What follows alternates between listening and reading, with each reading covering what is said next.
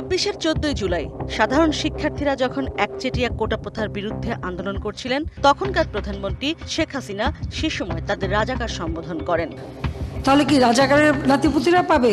প্রধানমন্ত্রীর এমন বক্তব্যের প্রতিবাদে রাজপথে নামে ঢাকা বিশ্ববিদ্যালয়ের সাধারণ শিক্ষার্থীরা। রাতের নিরাপত্তা ভেঙে শিক্ষার্থীদের স্লোগান ছড়িয়ে যায় ঢাকা বিশ্ববিদ্যালয়, শাহবাগ হয়ে বাংলা মোটর। পরে এই স্লোগানই ছড়িয়ে পড়ে টেকনাফ থেকে তেঁতুলিয়া জুড়ে। রাত শেষ হতেই ২৪-এর ১৫ তারিখে কোটা বিরোধী আন্দোলনের পক্ষে শিক্ষার্থীদের উপর নির্বিচারে হামলা চালায় ছাত্রলীগ।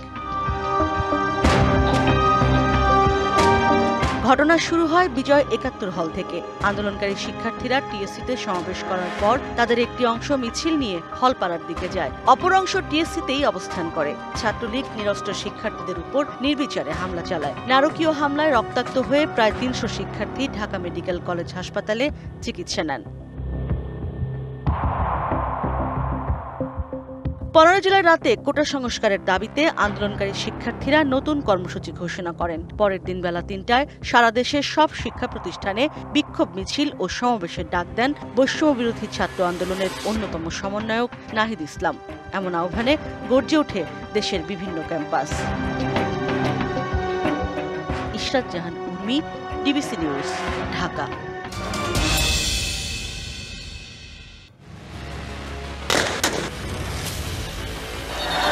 ২০২৪ সালের জুলাইয়ে কোটা সংস্কার আন্দোলন রূপ নেয় সরকার পতনের আন্দোলনে। ছাত্র জনতার অভ্যুত্থানে উত্তাল ছিল সারা দেশ। ১৬ জুলাই থেকে নরসিংদীতে শিক্ষার্থীদের পাশাপাশি রাস্তায় নেমে আসেন সাধারণ মানুষ। ১৮ জুলাই ঢাকা সিলেট মহাসড়কের জেলখানা মোড়ে পুলিশের গুলিতে প্রাণ হারান স্কুল শিক্ষার্থী তাহমিদ। পরদিন থেকে ৫ই আগস্ট পর্যন্ত নরসিংদীর বিভিন্ন স্থানে নিহত হন ডাব বিক্রেতা আজিজুল, মাদ্রাসা শিক্ষার্থী সিয়াম সহ আরও ২১ জন। আহত হন ৪০০-র বেশি মানুষ। গণ অভ্যুত্থানের প্রায় ১ বছর পরেও শোক কাটেনি শহীদ পরিবারে। আমি যদি জানতাম ভূতে কেন হইতেছে, আমি ভূতের বিচারলাম নইলে। গুলি গেছে ১৯ তারিখ, মৃত্যু হয়েছে ২২ তারিখ, দিন গিয়ে রাত্রে ১টা বাজে। আমার ছেলে না, আরো শত শত মানুষ মারা গেছে। সবার লিগে আমরা দোয়া করব। এতদিনেও মেলেনি জুলাই ঘোষণাপত্র, আছে বিচারে ধীরগতির অভিযোগ। সরকার তাকে বিচারের কিছুই করতেছে না। আমরা কি নিয়ে সান্ত্বনা পাবো? টাকা দিবে সরকার, পয়সা দিবে, আমার সন্তান তো দিতে পারবে না, বিচার তো পাইতেছি না। জেলা প্রশাসক বলছেন, সাধ্যমতো শহীদ পরিবারের খোঁজ খবর নেওয়ার পাশাপাশি দেয়া হচ্ছে প্রয়োজনীয় সহায়তা। ভবিষ্যতে আমরা তাদের পাশে থাকবো এবং তাদের কি সহযোগিতা করা যায় সেই ধারণা তো অবশ্যই থাকবে। এছাড়া সরকার তো তাদের জন্য আরো কিছু ঘোষণা দিয়েছে, সেগুলো ঘোষণা চূড়ান্তভাবে আসলে আপনারা জানতে। দ্রুত জুলাই ঘোষণাপত্র বাস্তবায়নের মাধ্যমে শহীদদের আত্মত্যাগের প্রতিফলন ঘটবে বলে প্রত্যাশা শহীদ পরিবারের। DBC news desk. মাত্র ১১ মাস বয়সী শিশুটি ডেঙ্গুতে আক্রান্ত হয়ে ভর্তি রয়েছে শিশু হাসপাতালে। তার মতো নানা বয়সী শিশু ডেঙ্গুতে আক্রান্ত হয়ে চিকিৎসা নিচ্ছে রাজধানীর এই হাসপাতালটির ডেঙ্গু ওয়ার্ডে। হঠাৎ করে একবার দেখি যে শরীর, হাত পা, মাথা অনেক গরম হয়ে গেছে। হসপিটালে নিয়ে পরে করলাম, রক্ত পরীক্ষা, পরসে টেস্ট করলাম, তখন ধরা দিল যে ডেঙ্গু হয়েছে। ওর দেখতেছে প্লাটিনা ভালো ছিল, এর ভিতরে আর ওর জ্বর নাই। ৭২ ঘন্টা সময় দিছিল, এখন কালকে আমাদেরকে রিলিজ করে দেবে। স্বাস্থ্য অধিদপ্তরের তথ্য বলছে, চলতি বছরে এখন পর্যন্ত ডেঙ্গুতে আক্রান্তের সংখ্যা ১৫,০০০ ছাড়িয়েছে, মৃত্যু ৫৬ জনের। এদের মধ্যে ৩,১৮৭ জন শিশু ডেঙ্গু আক্রান্ত হয়েছে, মৃত্যু হয়েছে ৮ জনের। চিকিৎসকের মতে, শিশুর জ্বরের সঙ্গে তীব্র মাথা ব্যথা, বমি, খাবারে অরুচি ও ডায়রিয়া এমন লক্ষণ থাকলেই ডেঙ্গু সন্দেহ করতে হবে। প্রথম দিন থেকেই হাত পা ব্যথা করবে, শরীর ব্যথা করবে, চোখ ব্যথা করবে, মাথা ব্যথা বন্ধ করে। ৩-৪ দিন পরে হঠাৎ করে যদি তার বেশি পেট ব্যথা করে বা বাচ্চা একেবারে খাওয়া বন্ধ করে দিচ্ছে, কিছুই খাচ্ছে, নেতে পড়ে, ৮-১০ ঘন্টা পেশাব হচ্ছে না, এরকম ক্ষেত্রে কিন্তু বাসায় থাকা ঠিক হবে না। চিকিৎসকরা জানান, ডেঙ্গুর ক্ষেত্রে জ্বর ভালো হওয়ার ২৪ থেকে ৪৮ ঘন্টা পর রক্তচাপ কমে রোগী শকে চলে যেতে পারে। ৫ থেকে ৭ দিনের মাথায় প্লাজমা লিক হতে পারে, অর্থাৎ শরীরে যে আমার শিরা আছে, ভেইন, ওইখান থেকে প্লাজমা লিক হয়ে আমাদের শরীর স্পেসের ভিতরে ঢুকে যায়। প্রেশার কমে গেলে সে শকে চলে যাবে, এই জন্য বাচ্চা তখন খারাপ হতে পারে। জ্বর হলেই রোগ নির্ণয় সহ নিয়মিত ফলো আপ করানোর পরামর্শ চিকিৎসকের।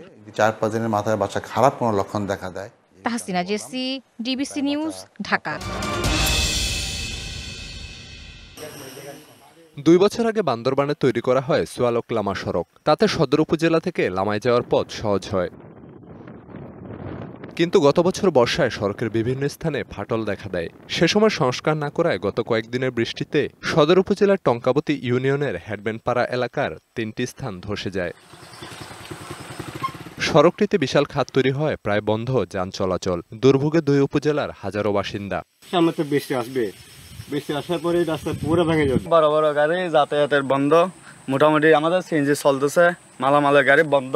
সড়কটি ভেঙে যায়, পর্যটন ও ব্যবসা বাণিজ্যের ক্ষতি হচ্ছে বলে জানালেন স্থানীয় ইউপি সদস্য। প্রচুর পরিমাণ বৃষ্টি হওয়ার কারণে রাস্তাটা ভেঙে গেছে। এখানকার জনসাধারণ যাতায়াত অনেক কষ্ট হয়। এই গাড়ি থেকে ফল ফ্রুট কিছুতেই নিতে পারছি না। সড়কটি সংস্কারে বরাদ্দ চেয়ে আবেদন করা হয়েছে বলে জানালেন বান্দরবান এলজেইডির নির্বাহী প্রকৌশলী। আমাদের লোকজন এবং আমরা নিজেও সাইট ভিজিট করেছি এবং আমরা প্ল্যাটফর্ম তৈরি করতেছি। সদর দপ্তরকে জানানো হয়েছে, এটা বরাদ্দ পাওয়া সাপেক্ষে আমরা দ্রুত মেরামতের ব্যবস্থা নিচ্ছি। মানুষের দুর্ভোগ লাঘবে সড়কটি দ্রুত সংস্কার করা হবে প্রত্যাশা স্থানীয়দের। DBC news desk. ফেনীর পরশুরাম উপজেলার চিতলিয়া ইউনিয়নের উত্তর শালধর গ্রামের মুহুরী নদীর পাড়ের বাসিন্দা চাপারানী শীল। স্বামী প্রবাসী, 2 কন্যাকে নিয়ে ছোট সংসার। 8 জুলাই মুহুরী নদীর বাঁধ ভেঙে বন্যার পানি ঢুকে পড়ে চাপারানী শীলের বাড়িতে।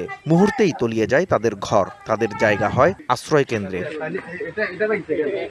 সেখানে 4 দিন কাটানোর পর রবিবার ফেরেন বাড়িতে। তবে লন্ডভন্ড বাড়ির আর কিছুই অবশিষ্ট নেই। এখন জোড়াতালি দিয়ে চলছে তাদের ঘুরে দাঁড়াবার চেষ্টা। আমাদের সব নিয়ে গেছে, ঘরে কিছু বাঁচাতে পারে নাই। খাট, আলমারি, সব চুলা, সব নিয়ে গেছে। এই এলাকায় চাপারানীর মতো আরো 6টি পরিবার বন্যায় ঘর হারিয়ে কাটাচ্ছেন মানবেতর জীবন। 3 জনের বস্ত্র ছাড়া এখন কিছুই নিতে পারিনি। নিজের বাড়ি, নিজের ঘর সব কিছু আমরা নিয়ে গেছে। রাস্তার উপরে টিনা জল উড়ে গেছে, আমরা ছেলে মেয়েরা বাঁচতে গেছে। আশ্রয় কেন্দ্র থেকে ফিরে বেঁচে থাকার জন্য এক নতুন যুদ্ধে এসব দুর্গত মানুষ। বন্যার পানি নেমে গেলেও নতুন সংকটে তারা। এদিকে দাগন ভুইয়া ও সদর উপজেলার প্লাবিত এলাকা থেকে কমতে শুরু করেছে পানি। তবে অনেক এলাকায় এখনো নেই বিদ্যুৎ। টানা বৃষ্টি এবং পাহাড়ি ঢলে 137টি গ্রাম প্লাবিত হয়েছিল। এর মধ্যে 121টি গ্রাম থেকে নেমে গেছে পানি। জেলা প্রশাসনের তথ্য অনুযায়ী বন্যায় ফেনী জেলায় কমপক্ষে 1.5 লাখ মানুষ পানিবন্দী হয় এবং 1000-এর বেশি ঘরবাড়ি আংশিক বা সম্পূর্ণ ক্ষতিগ্রস্ত হয়। ক্ষতি হয়েছে ফসল, প্রাণী সম্পদ, সড়ক, সেতু ও শিক্ষা প্রতিষ্ঠানের। বন্যা নিয়ন্ত্রণ বাঁধ দিয়েই নিয়ন্ত্রণ করা যাবে না, এর পাশাপাশি রিভার ম্যানেজমেন্টটিও করতে হবে। মানব সৃষ্ট কারণে যদি পানির প্রবাহ বাধাগ্রস্ত হয় সেটিও নির্মূলের জন্য আমরা কাজ করব। পানি উন্নয়ন বোর্ড সূত্রে জানা গেছে, এবার মুহুরী, কহুয়া ও সিলোনিয়া নদীর বন্যা নিয়ন্ত্রণ বাঁধের পরশুরামে 19টি ও ফুলগাজীতে 17টি সহ মোট 36টি স্থানে ভেঙেছে। DBC news desk. রেললাইন পার হয়ে বগুড়ার সরকারি আজিজুল হক কলেজে যাওয়ার এই সড়কের অস্তিত্ব ছিল না 2 দশক আগেও, অথচ এখন এটি কলেজের প্রধান প্রবেশপথ। কলেজের পশ্চিম প্রান্তের নতুন সড়কেও বেড়েছে যাতায়াত, অথচ রেলওয়ের দাবি 2টি লেভেল ক্রসিংই অবৈধ। গেল 6 জুলাই লেভেল ক্রসিংয়ে ট্রেনের ধাক্কায় নিহত হন হিসাব বিজ্ঞান বিভাগের শিক্ষার্থী রাকিব হুসাইন মুস্তাকিম। 10 মাস আগে একইভাবে প্রাণ হারান আরেক শিক্ষার্থী আশরাফুল ইসলাম। দুর্ঘটনা এড়াতে তাই দাবি উঠেছে সুরক্ষিত লেভেল ক্রসিংয়ের। আমরা চাই যে এখানে প্লাস ওইখানে 2 জায়গাতেই রেল গেটম্যান থাকুক, যেন ট্রেন আসলে পারে তারা আগেই সতর্ক করে দেয়। আমরা পারাপারের সময় যে দুর্ঘটনাগুলো ঘটে, এগুলো দুর্ঘটনা যেন না ঘটে, এখানে একটা গেটম্যান দেখ। বগুড়া সান্তাহার থেকে সোনাতলা পর্যন্ত 70 কিলোমিটার রেলপথের উপর দিয়ে কাঁচা পাকা সড়ক নির্মাণের কারণে গড়ে উঠেছে আরও 36টি অবৈধ লেভেল ক্রসিং। পাশাপাশি রেলওয়ে স্বীকৃত 51টি ক্রসিংয়ের মধ্যে অরক্ষিত 23টি। গেট না থাকায় প্রতিনিয়ত এখানে দুর্ঘটনা ঘটে। সবাই এই দিক দিয়ে যাতায়াত করে, এই জায়গায় যদি একটা গেট হতো অনেকটা উপকার হতো। এখানে একটা গেট হলে সবচেয়ে তো আমাদের জন্য সুবিধা হবে। রেল কর্তৃপক্ষ বলছে 3 বছর আগে এলজিইডির সঙ্গে যৌথ তদন্তে 38টি অবৈধ ক্রসিং চিহ্নিত করা হয়। আইন অনুযায়ী রেল লাইনের ওপরে সড়ক নির্মাণকারী প্রতিষ্ঠানকেই গেট নির্মাণে অর্থায়ন করতে হয়। আসলে অনুভব করি যে দুর্ঘটনা ঘটছে, এখানে লেভেল ক্রসিং গেট তৈরি হওয়া প্রয়োজন। এই আইন অনুযায়ী যে সংস্থার লেভেল ক্রসিং গেটগুলো তৈরি করছে অবৈধ লেভেল ক্রসিং, তারা টাকা দিলে পরে আমরা ডিপোজিট হিসাবে তৈরি করে দিই। এদিকে এলজিডির পক্ষ থেকে বারবার আশ্বাস মিললেও নেই দৃশ্যমান পদক্ষেপ। যেখানে রেলওয়ে লাইন গেছে উপর দিয়ে আমাদের রাস্তাগুলো ক্রস করছে আর কি, ক্রসিং করছে, সেই জায়গাগুলোতে ঝুঁকিপূর্ণ জায়গা, আপনি নিশ্চয়ই জানেন যে খুব ঝুঁকিপূর্ণ, সেই জায়গাগুলোতে আমরা ফাইন্ড আউট করে আমরা বরাদ্দ হচ্ছে আমরা ইনশাল্লাহ পাঠাবো এবং চেষ্টা করবো যে আমাদের মেনটেন্যান্সের মধ্যে থেকে যাতে ওই জায়গাগুলোতে আমরা এস্টিমেট করে আমরা যাতে ওই জায়গাগুলোতে বাস্তবায়ন করতে পারি। বগুড়ায় গেল 1 বছরে ট্রেনে কাটা পড়ে 2 শিক্ষার্থী সহ মৃত্যু হয়েছে 6 জনের। Mohan Akhand, DBC news, Bogura. মৌজায় 6 একর জমির উপর পাকিস্তান আমলের একটি প্রকল্পের আওতায় 10 বেডের এই হাসপাতালটি স্থাপন করা হয়। সে সময় ওই হাসপাতালে 2 জন চিকিৎসক সহ বিভিন্ন পদে 23 জন কর্মকর্তা কর্মচারীকে নিয়োগ দেওয়া হয়। স্বাধীনতার পরও স্বাস্থ্যকেন্দ্রটির উন্নয়নে কোনো উদ্যোগ নেওয়া হয়নি। উল্টো 2010 সালে চিকিৎসকের অভাবে চিকিৎসা সেবা বন্ধ করে দেওয়া হয়। দীর্ঘদিন অযত্ন অবহেলায় হাসপাতালের অবকাঠামোর জরাজীর্ণ দশা। প্রায় জনশূন্য হাসপাতাল এলাকা রাতে পরিণত হয় বখাটেদের আড্ডাখানায়। আমরা গরিব মানুষ, আমরা গাইবান্ধা যাবার পাই না, রংপুর যাবার পাই না, আমার টাকা পয়সা নাই, আমরা এখানেই হলো যা চিকিৎসা চাই। কোনো ডাক্তার নাই, অল্প আনা ওষুধ আনে কলে শেষ হয়ে গেছে। এখানে বখাটে ছেলে পেলে সারাদিন ঘুরে বেড়ায় সম্পূর্ণ হসপিটালে, আবার রাত্রে চুরি করে নিয়ে যা জিনিস হাসপাতালে যা জিনিস আছে আমাদের বাজেট অনুসারে যে ওষুধগুলো আসে সেটুকু ওষুধে আমাদের মেকআপ দেওয়া যায় না। আউটডোরে কাজগুলো চলছে, তবে এই মুহূর্তে বিভিন্ন উপজেলা স্বাস্থ্য কমপ্লেক্স সহ সব জায়গাতেই চিকিৎসকের সংকট থাকার কারণে ওখানে মেডিকেল অফিসার দেওয়া হয়নি। চিকিৎসা নিতে আসা রোগীদের অভিযোগ, কাগজে কলমে 15 জন স্টাফ থাকার কথা থাকলেও আছে 10 জন। আর জনপ্রতিনিধি বলছেন হাসপাতালটির কার্যক্রম চালু হলে উপকৃত হবে হাজারো মানুষ। সরকার যদি একটু দৃষ্টি দেয় তাহলে এই হাসপাতালটি সচল হলে শুধু আমাদের গাইবান্ধা রামচন্দ্রপুর ইউনিয়ন না, এখানে বেশ কয়েকটি ইউনিয়নের উপকার হতো এবং অসহায় লোকজন সেবা পেত।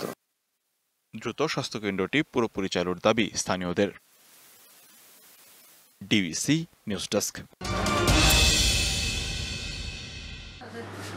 পাবনা সদরের কাছারিপাড়া এলাকার বাসিন্দা মির্জা হাসিনা রহমান হাঁটুর ব্যথা নিয়ে গেল 1 জানুয়ারি পাবনার পিডিসি হাসপাতালে চিকিৎসক আখম আসাদুজ্জামানের কাছে যান।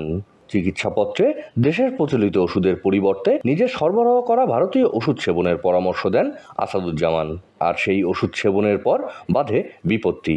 15 দিনের মাথায় অস্বাভাবিকভাবে 2 পা ফুলে যায় তার। এক পর্যায়ে শয্যাশায়ী হয়ে পড়েন হাসিনা। অনুসন্ধানে জানা যায় আসাদুজ্জামানের বাংলাদেশ মেডিকেল অ্যান্ড ডেন্টাল কাউন্সিলের লাইসেন্স 2009 সালের পর থেকে আর নবায়ন করা হয়নি। তারপরও নিয়মনীতির তোয়াক্কা না করে নিয়মিত রোগী দেখছেন তিনি। আসাদুজ্জামানের এমন কর্মকাণ্ডকে রোগীদের সাথে প্রতারণা দাবি করে তার দৃষ্টান্তমূলক শাস্তির দাবি ভুক্তভোগী ও পরিবারের সদস্যদের। উনি আমার কোনো কিছু শোনেন না, শুধু বলেন হাতটা তুলেন, এটা বলেই সে প্রেসক্রিপশন করতে থাকলো।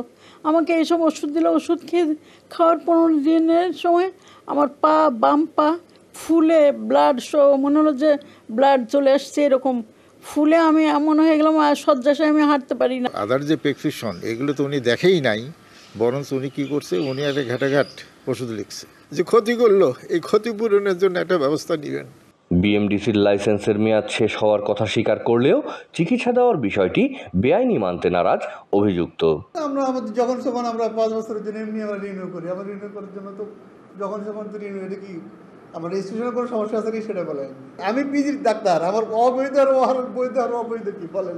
সিভিল সার্জন জানান লাইসেন্স নবায়ন না করে চিকিৎসা দেওয়া অপরাধ। বিএমডিসি রেজিস্ট্রেশন এটা হয়তো বা 5 বছর বা 10 বছরের জন্য প্রথম দিকে দিয়ে থাকে, পরবর্তীতে এটা রিনিউ করতে হয়। বিষয়টা অবশ্যই রিনিউ করা দরকার এবং রিনিউ যদি করে না থাকেন তাহলে ওনার আশু রিনিউ করার প্রয়োজন আছে। লাইসেন্স নবায়ন না করে রোগীদের চিকিৎসা দেওয়ার মতো বেআইনি কাজের বিরুদ্ধে ব্যবস্থা নেবে প্রশাসন, এমনটাই প্রত্যাশা স্থানীয়দের। Partha Hasan, DBC news, Pabna.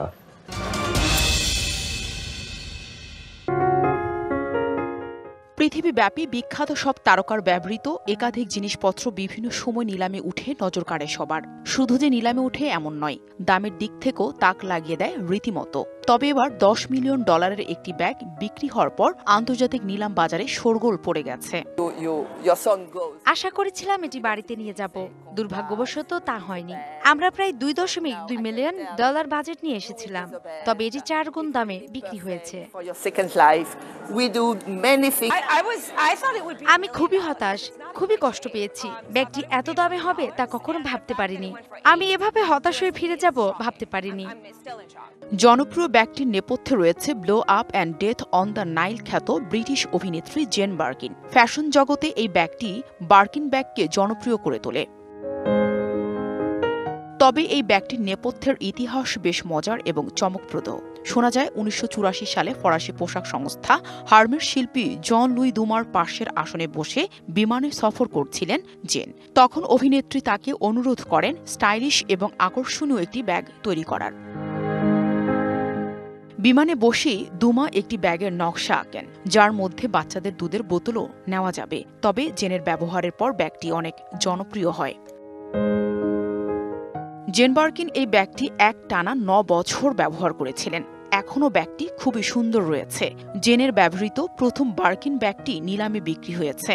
চামড়ার তৈরি ব্যাগটির উপরের ফ্ল্যাপে অভিনেত্রীর নামের আদ্যক্ষর খোদাই করা আছে, নিলাম সংস্থা জানিয়েছে।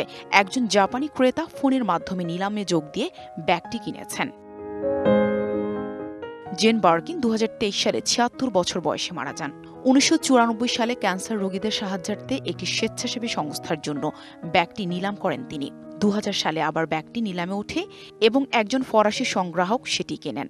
নিলাম সংস্থা দাবি করেছে, বিশ্বে যে কোনো ফ্যাশন সংক্রান্ত শৌখিন জিনিস বিক্রির ক্ষেত্রে এই ব্যাগটি সবচেয়ে বেশি দামে বিক্রি করা হলো।